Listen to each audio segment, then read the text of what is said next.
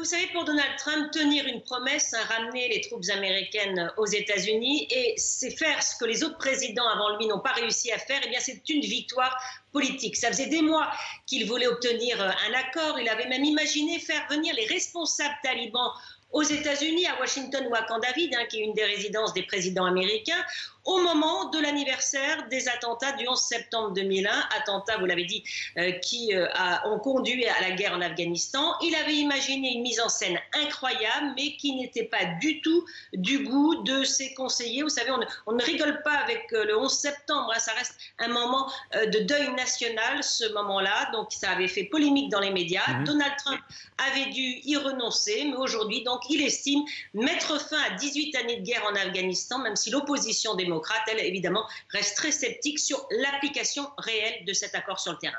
Elisabeth, est-ce que les Américains, et en particulier les électeurs américains, se soucient vraiment de l'Afghanistan ? Alors on sait que la politique étrangère, ce n'est pas la première des préoccupations des Américains, mais tout ce qui concerne leurs soldats déployés à l'étranger, là, ça les intéresse, ça les passionne.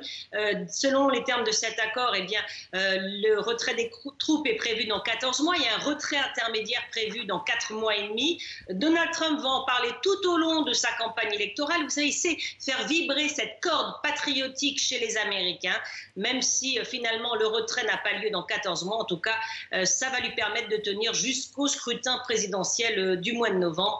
Et ça, évidemment, Donald Trump va beaucoup surfer sur cette promesse qu'il aura tenue.